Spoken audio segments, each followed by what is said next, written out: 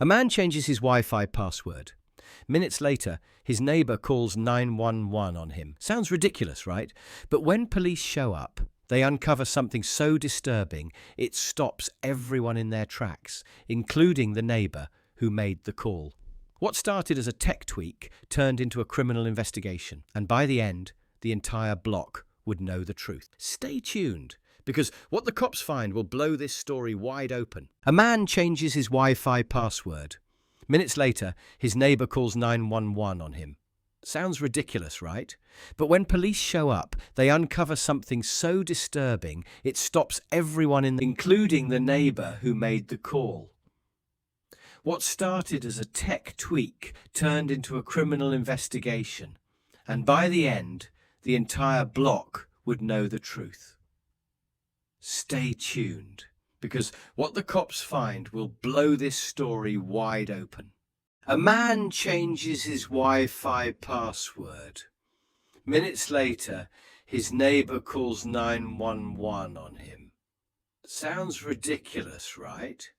But when police show up, they uncover something so disturbing, it stops everyone in their tracks, including the neighbor who made the call.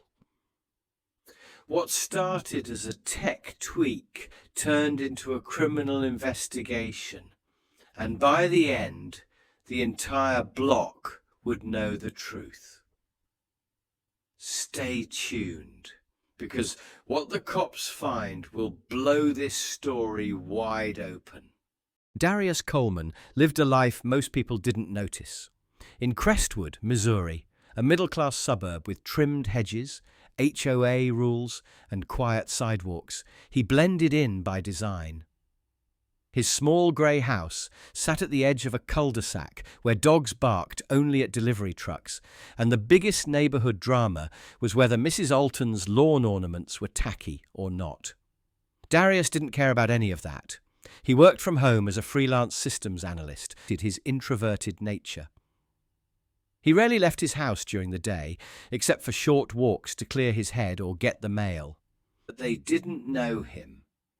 He nodded politely when required, offered the occasional good morning when passing someone too close to ignore, but otherwise kept to himself. He had no children, no spouse, and no extended family nearby. His lawn was tea. Trash bins were put out on time. No loud music, no parties, no drama. Some found his quiet presence comforting. Others, like Melanie Foster, found it suspicious. But that Thursday, his invisibility began to unravel, starting with a simple inconvenience: a slow internet connection. It had been bothering Darius for about 2 weeks. Little things at first. YouTube videos buffering at 720p, a bit of lag during Zoom calls, occasional disconnects that forced him to tether his phone. At first he chalked it up to the usual provider issues. Crestwood's internet wasn't exactly known for its blazing speeds, but something about the inconsistency started to feel intentional, like someone else was dipping into his network, siphoning bandwidth quietly in the background. On that particular Thursday, after a frustrating client call that froze halfway through a screen share, Darius finally decided to investigate. He brewed himself a cup of coffee, settled into his office chair, and logged into his router's admin portal. It was a habit he'd picked up over the years. He liked knowing what was connected to his network. Usually it was the same 3 or 4 devices: his work laptop, his phone, his smart TV, and occasionally a wireless printer. But today something else was there, a 5th device. And not just some random string of numbers like TP-Link 03F2 or Android 5578. No, this one had a name someone had intentionally typed: Crestwood IZ1. Darius stared at the screen for a long moment. That name wasn't. He immediately opened the device details: MAC address, device type, last active time. This device had been connected almost constantly for the past 5 days, uploading and downloading at all hours of the night. Not just casual use either, serious bandwidth activity. For someone like Darius, who relied on stable internet for work and prided himself on digital hygiene, this felt like a violation, a quiet intrusion. He clicked through the settings and kicked all unknown devices off the network, then set to work changing his Wi-Fi credentials entirely. New SSID, stronger password, MAC address, filtering enabled. He wasn't just patching a leak, he was building a wall. He saved the new settings and decided to take his phone outside while the router rebooted. Sometimes, standing closer to the exterior wall gave him a better signal, and besides, he needed fresh air. The summer heat hadn't fully set in yet, and a light breeze rolled through the trees that lined the street. Standing beside his house, phone in hand, he typed in the new network details. Tap, tap, pause, adjust signal. Tap again. Focused entirely on the screen, he didn't see Melanie Foster watching from her kitchen window. Melanie Foster had lived in Crestwood for 11 years, and if there was a neighbourhood watch group, she would have been president. Officially, she was a retired elementary school teacher, but in practice, she'd become the self-appointed monitor of all things unusual. Her home was filled with neat furniture, plants by the windows, and framed inspirational quotes. She had nothing but time and opinions, and Darius Coleman had always rubbed her the wrong way. He didn't wave, he didn't mingle. He ignored invitations to the spring barbecue, the fall chili cook-off, and last December's caroling night. While Melanie told herself she didn't care who came or didn't come, she noticed. She noticed Darius's patterns, or the lack of them. No visitors, no noise. Always home, always alone. She didn't trust it. And so when she glanced out her window that Thursday and saw Darius standing outside, staring at his phone with what looked like furious intensity, she paused. He wasn't moving much, just tapping, standing, looking around occasionally like he was checking who might be watching. That, to Melanie, was enough.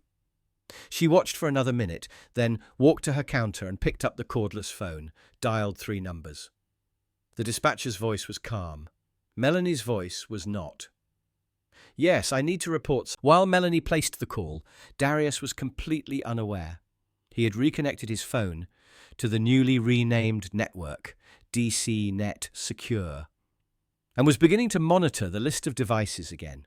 Nothing suspicious showed up this time. Good.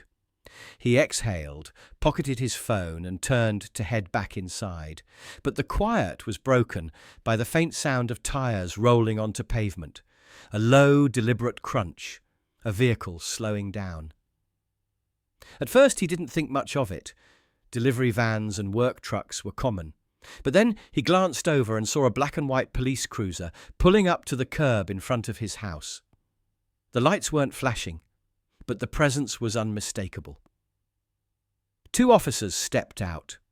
One tall, broad-shouldered man with sharp eyes, Detective Luis Navarro. The other was smaller, composed, with a steely calmness, Officer Bell Carter. They scanned the front of the house, the surrounding area, and then zeroed in on Darius.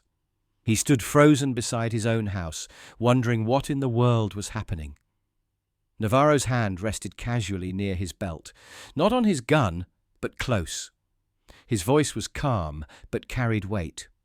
"Sir, we got a call about suspicious activity. Mind telling us what you're doing?"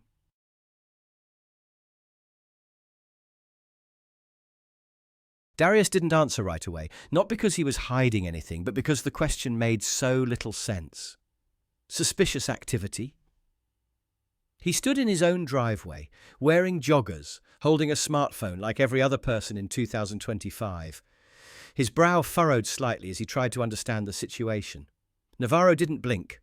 His posture was steady, hand hovering just close enough to his holster to signal authority, but not enough to provoke alarm.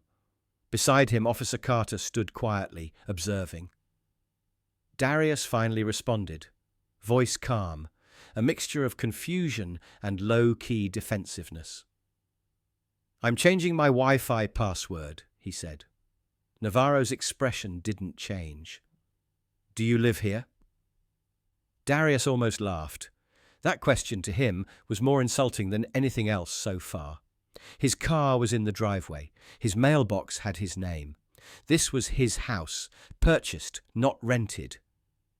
"Yeah," he said, crossing his arms. "I've lived here for 3 years." Before Navarro could reply, a voice cut through the air, loud, condescending, shrill. "He's lying!" Darius turned to see Melanie Foster stepping onto her porch, arms folded, eyes blazing with smug vindication. "He's always outside doing something shady," she said, now directing her comments more toward the officers than to Darius himself. "Messing with his phone, looking around, watching people. I've seen it for months." Darius's jaw tightened. He looked from Melanie to the cops and back again, disbelief rising in his throat. "I was on my router settings," he said flatly, "because someone I don't know has been using my Wi-Fi." Melanie scoffed. "Oh, sure," she said with a smirk. "And I'm supposed to believe that?" Navarro turned to her, keeping his tone neutral. "Ma'am, do you have any evidence that Mr. Coleman has done anything illegal?" Melanie blinked. Of course she didn't. All she had were gut feelings and the luxury of being believed. I don't know, but I think you should check," she said, folding her arms tighter, as if that made her more credible. Navarro turned back to Darius, his tone measured but unmistakably direct. "Sir, would you mind if we take a quick look at your router settings, just to clear things up?" Darius hesitated. Everything inside him screamed this was unfair. He didn't owe them a thing. But another part of him, one honed by years of caution, understood how quickly things could go wrong for someone like him if he said no. So he nodded reluctantly, unlocked his phone, and opened the admin panel. "Here, take a look."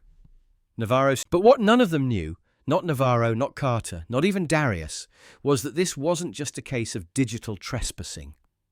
There was something deeper hidden behind that anonymous device name.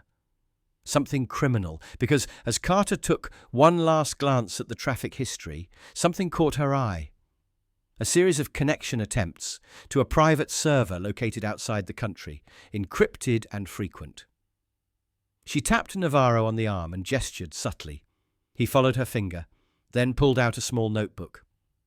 "Mr. Coleman," he said, "would you mind giving us permission to take a quick snapshot of your router's logs, just to make sure nothing more serious is going on?"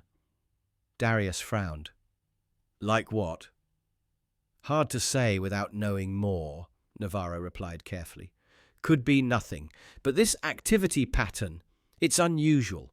Looks like someone was bouncing data through your IP address, maybe using you as a proxy." The words sank into Darius like ice water. Someone using him as a proxy.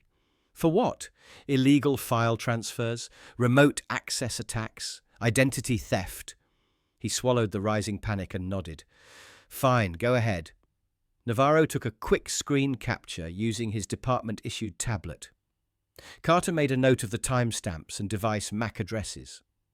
As they worked, Melanie remained on her porch, clearly trying to listen in without appearing too obvious. When it was done, the officers thanked Darius and returned to their vehicle, but not before Navarro gave Melanie a curt nod. "We appreciate your concern, ma'am," he said, voice flat, "but sometimes what seems suspicious isn't." Then he turned. Detective Navarro and Officer Carter didn't head back to the station immediately after leaving Darius Coleman's house. Instead, they parked 2 blocks down, turned off the engine, and sat in thoughtful silence. Carter tapped the screen of her tablet, bringing up the snapshot she had taken of the router log. The network traffic wasn't just heavy, it was erratic. spikes at 3:11 a.m., 4:36 a.m., midday bursts, and then prolonged activity after midnight that looked like it had transferred gigabytes worth of data. It wasn't the kind of thing someone did to stream a movie or steal internet for casual browsing. That's a lot of data for someone mooching Wi-Fi, Carter muttered. Navarro nodded. And if he's telling the truth, and right now I think he is, someone else was using his IP to stay invisible. Carter zoomed in on a set of outbound connections, mostly port 22, used for SSH. The same external IP showed up multiple times, but it was masked behind a VPN based in Switzerland. Looks like it's tunneling into something, Navarro grunted. Either someone was hiding activity or launching it. They made the call to cybercrimes, not with a full case, but to request a soft ping, an informal check on that outbound IP. It might take hours or days to get a hit back. But both officers agreed on one thing as they sat in their quiet cruiser, bathed in the blue light of the dashboard. This was no ordinary neighbor dispute. Something was under the surface, something that had made its way through Darius's front door, not by key, but by bandwidth. Back at the station, Navarro dropped into his office and pulled up the report from dispatch. Suspicious activity, possible surveillance. Complainant says male neighbor stands outside regularly and monitors people with phone. In the margins, someone had jotted down probable misunderstanding. Navarro didn't believe in misunderstandings when network traffic like that was involved. He began a parallel inquiry. First, he searched for anyone in Crestwood or the surrounding St. Louis area recently flagged for cybercrime. Nothing jumped out. Then, out of curiosity, he requested the service map from Darius's ISP. What he found chilled him. 3 houses in a row had the same model router, rented from the same provider, and 2 of them had minor complaints about internet issues in the past 30 days. Navarro checked those logs through the system. One house had what looked like nothing, but the second, Melanie Foster's, had a log file curiously scrubbed clean. A factory reset had been triggered 4 days earlier, and no traffic was recorded before that. Navarro's jaw tightened. Why would someone like Melanie, someone clearly suspicious of her neighbors, suddenly reset her own router? He clicked a request for... Meanwhile, Darius had gone back inside, the adrenaline from the police visit now replaced with a strange electric unease. He knew someone had been using his Wi-Fi, but now it felt deeper, more invasive. He found himself staring at his front window, almost expecting someone to walk up and knock again. Instead, he opened his laptop, logging into the router admin panel and then into a program he'd installed months ago and never had reason to use, Wireshark. It captured real-time network packets. If someone tried again, he'd see it. But as he scrolled through the previous logs, still cached in memory, something odd caught his eye. One packet header included a reference to an internal IP with a device name that didn't belong to him. Even stranger, the device had made frequent pings to a remote login screen on a dark web URL. Darius didn't browse the dark web. He barely knew how to access it. But there it was, clear as day in his network history. He sat back in his chair.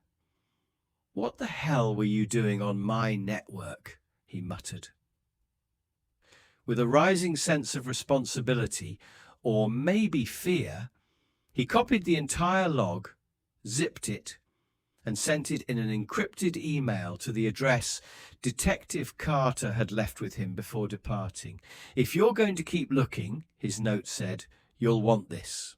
When Navarro and Carter returned the next afternoon, Darius wasn't surprised. He'd been expecting them. Carter held up her tablet with the zipped file open. We looked through the logs. You weren't exaggerating. Navarro, for the first time, looked not skeptical, but impressed. You caught some pretty serious stuff, Mr. Coleman.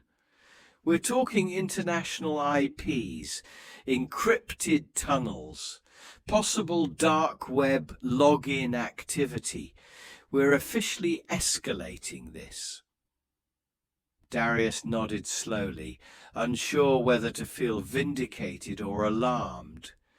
Carter added, "Did you click on any of the links, try to access anything?" "No," Darius said immediately. "I didn't touch anything. I just recorded what I found." "Smart move," Navarro said. "That URL in the logs, it's been linked to at least 2 identity theft rings and a child exploitation probe. It's a red flag like nothing else." Darius's blood ran cold. "Wait, are you saying whoever was using my Wi-Fi was involved in that kind of stuff?" Carter didn't answer directly. "We don't know yet, but you did the right thing reporting it. You might have just stopped something way bigger than you realized." Navarro pulled out a slip of paper. "We're going to place a tap on your router, strictly legal, signed by the department. If the connection gets re-established, we'll be able to trace it in real time." Darius hesitated. "Will that compromise me?" "No," Navarro said. "If anything, it proves you're cooperating, and with your help, we might be able to catch whoever was behind this." Elsewhere, Melanie Foster was in her own kitchen, sipping lukewarm tea and watching the officers return from behind her blinds. She hadn't reset her router out of paranoia or guilt.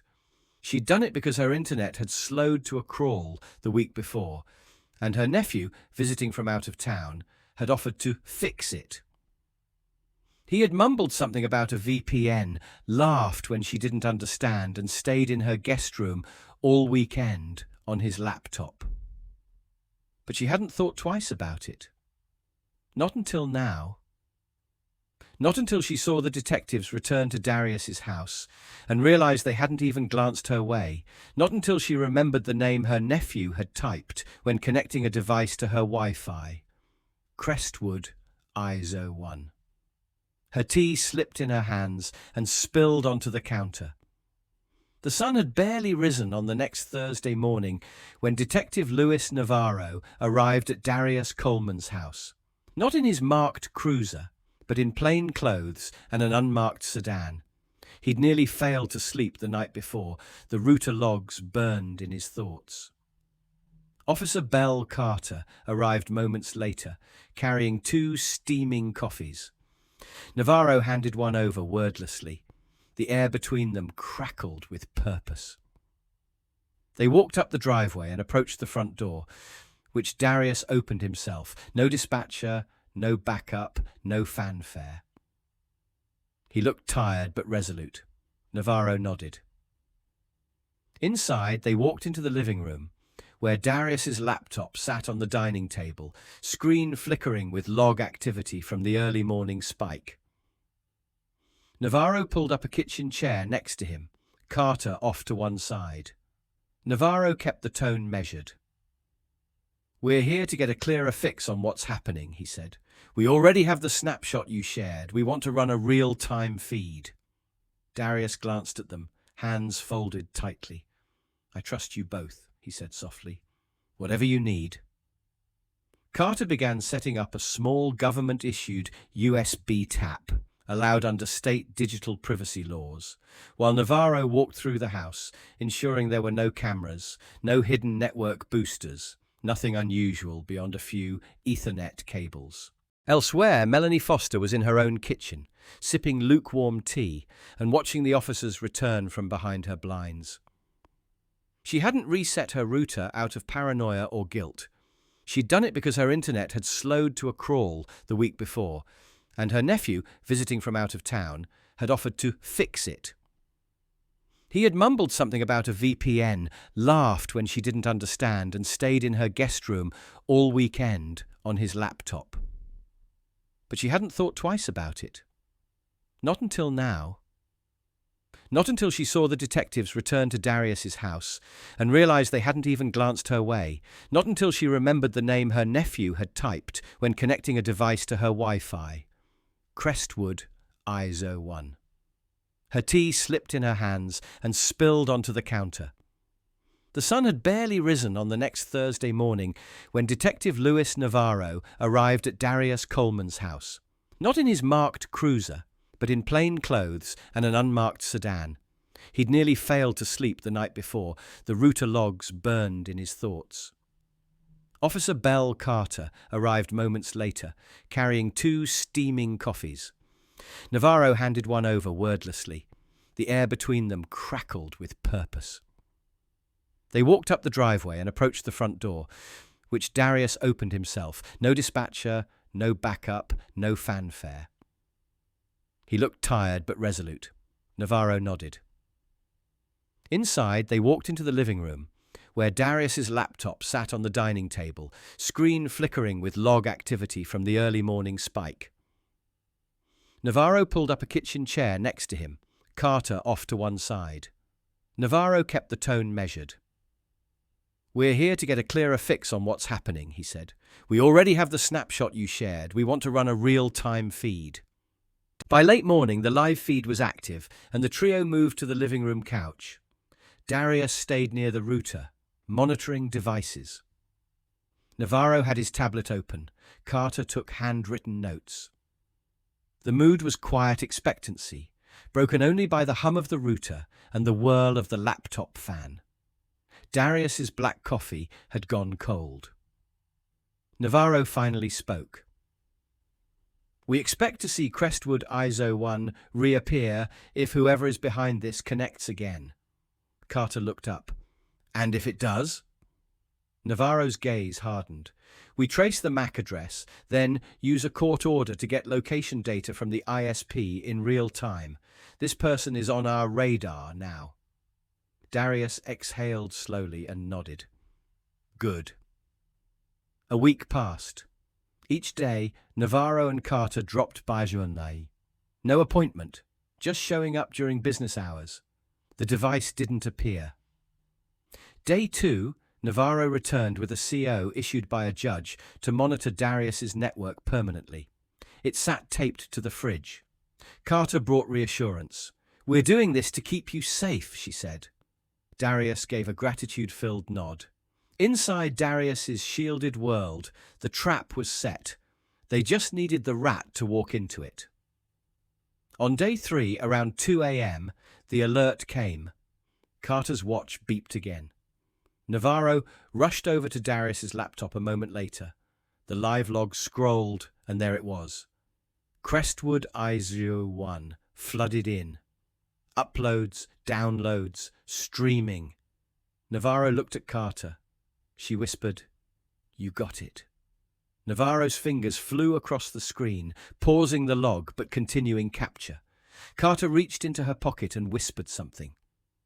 Navarro grabbed his phone, dialed an ISP number from his notes, and spoke calmly. "Special unit, we have an active endpoint tied to a device using a VPN from a residential IP. Yes, please trace the current MAC to a physical location." Darius, eyes wide, watched. The hum of the router became the hum of an impending reveal, not just digital, but physical. The tension was taut as microscopically slow minutes passed. Then a reply. "Coordinates coming through in 5 minutes." Paragraph 2.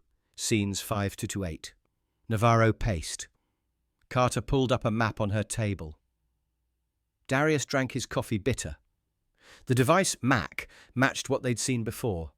Same tagged ID. When the coordinates populated on the encrypted map app, the marker flashed on an address 2 blocks away, Melanie Foster's house. Navarro swallowed. Carter said, "She's the caller, the suspicious neighbor. She's living inside the suspect address."